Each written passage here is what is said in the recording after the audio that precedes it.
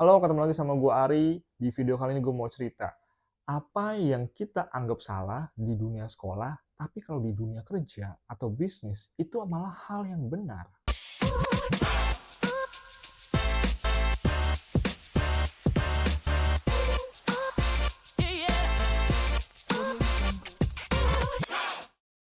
Guys, jadi ini beberapa waktu ini gue sering banget antar anak gue ke sekolah, dan ketika di sekolah gue mengamati banyak hal. Sebagai seorang melankoli, gue memperhatikan banyak hal-hal detail. Dan ini hal-hal yang gue temukan yang kayaknya ketika di sekolah ini berbeda dengan di dunia profesi atau kerja.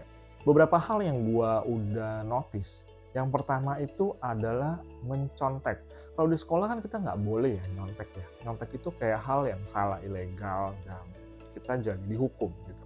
Tapi kalau di dunia bisnis, teman-teman udah sering banget dengar istilah namanya ATM, amati, tiru, modifikasi. Ini kan hal yang nyontek sebenarnya kan. Kita niru kompetitor kita. Lu deh ngerjain bisnis selama ini. Lu kan bisa dagang di online shop. Lu kan lihat nih, wah barang yang laku ini nih, ini lagi tren knockdown nih.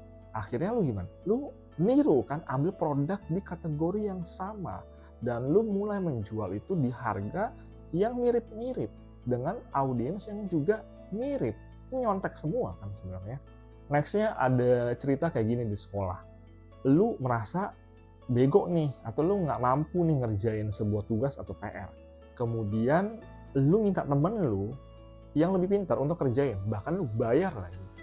Dan ini kayak cerita nggak cuma 1-2, gue banyak dengar cerita seperti ini yang mirip gitu, dimana kita membayar teman kita yang lebih pintar untuk ngerjain PR buat kita, atau mungkin nggak temen, mungkin orang lain, mungkin kakak kelas atau siapapun di luar sana. Ini kan kalau di sekolah dianggapnya salah gitu kan, wah PR lu, kerjaan lu, kenapa lu suruh orang lain. Tapi kalau di dunia bisnis, ini justru hal yang umum banget, namanya delegasi. Lu delegasikan dong kepada orang yang lebih ahli, lebih bagus, lebih terampil ngerjain daripada lu. Lu sebagai business owner, lu kenapa gaji karyawan? Karena dia kerja bagus di bidang itu, dan lu berani gaji dia. Lu pakai spesialis, lu bayar vendor, lu juga pakai misalkan konsultan pajak dan sebagainya yang mereka ahli di bidangnya. Lu bayar kan, lu delegasi kan. Karena lu tahu, lu terbatas, lu nggak mampu, lu nggak bisa gitu. Lu butuh orang yang lebih bagus, lebih pintar, lebih ahli, dan memang benar-benar di bidangnya. Dan lu bayar dia. Itu umum banget. Kenapa di sekolah ketika lakukan hal itu jadi salah. Nextnya, ini umum banget. Gue temukan dan kayaknya gue sering banget juga melakukan hal ini, atau temen gue juga melakukan hal ini di circle-nya gue. Yaitu kalau ada kerja kelompok, lu nebeng nama doang. Pernah nggak? Coba, lu kayak gitu nggak? Ada tugas kelompok kita dikasih nih, baik itu di sekolah ataupun di kuliah. Kita dibagi nih kelompok-kelompoknya. Udah dibagi kelompoknya kan, karena nama-namanya dan sebagainya. Nah, ada teman kita, atau mungkin lu, atau mungkin circle-nya lu, namanya ada, tapi dia nggak pernah terlibat dalam pekerjaan kelompok tersebut. Hadirnya nggak pernah, nongolnya nggak pernah. Bahkan gue inget gue ada, dulu zaman kuliah, ada tugas kelompok yang dimana gue nggak kenal orang itu, namanya ada. Dia nggak pernah nongol, tiba-tiba hari H presentasi nongol. Nah, lu pernah ada kasus kayak gini? Nah, ini kalau di sekolah, atau di lingkungan pendidikan, atau di kuliah, ini dianggap salah, kayak ada kecurangan gitu kan. Tapi kalau di dunia bisnis, ini umum banget. Contohnya apa? Misalkan saham. Penyertaan saham lu nggak kerja, lu ngapain sih? Tapi ada nama lu di akte. Lu punya saham porsinya sekian. Lu nggak ngapa-ngapain, cuman lu nebeng nama doang. Tapi ketika perusahaan dapat profit, lu dapat jatah sesuai dengan penyertaan lu. Betul, ada modal yang ditanamkan. Dan kayaknya juga banyak juga yang bayar teman-teman, gue modal apa nih, modal makanan, modal nih cash aja deh, modal kasih alatnya, perintah dulu pada kerjain, kan juga kayak gitu sebenarnya prinsipnya. Tapi kalau di sekolah itu salah.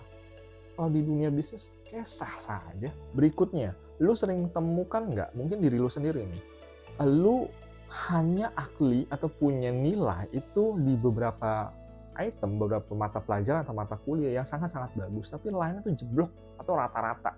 Jadi lu hanya ahli di beberapa hal saja, tapi lainnya kok di bawah standar. Ini kalau di sekolah, ini lu salah, nggak lulus bahkan, atau nggak naik kelas bahkan. Ada angka yang di bawah standar.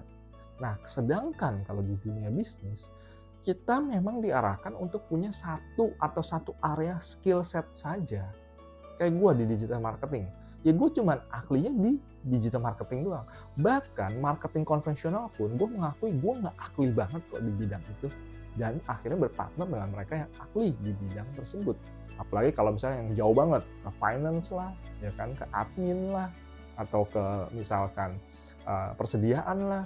Gue nggak tahu tuh sama sekali, buta banget gitu.